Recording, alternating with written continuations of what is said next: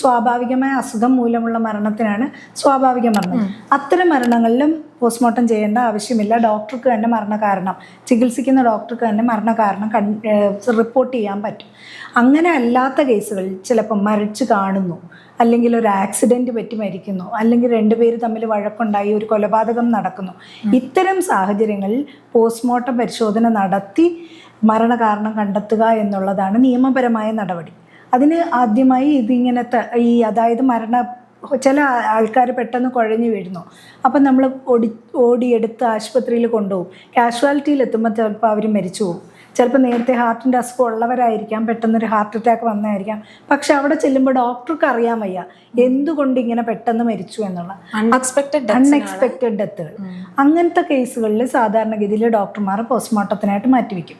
അല്ലാതെ ആക്സിഡൻസ്, മേളിൽ നിന്ന് താഴെ വീഴുന്നു, ബസ്സുകളോ അല്ലെങ്കിൽ വണ്ടികൾ കൂട്ടിയിടിച്ചുണ്ടാകുന്ന road traffic accidents, train accidents, അല്ലാതെ ഏതെങ്കിലും മെഷീനറിയുടെ ഇടയിലേക്ക് വീണു പോകുന്നു, അങ്ങനത്തെ ആക്സിഡൻസ്, ഈ ആക്സിഡൻറ്റ് മരണങ്ങളിലും എല്ലാം പോസ്റ്റ്മോർട്ടം നടത്തണം. പിന്നെ നേരത്തെ പറഞ്ഞ പോലെ കൊലപാതകം,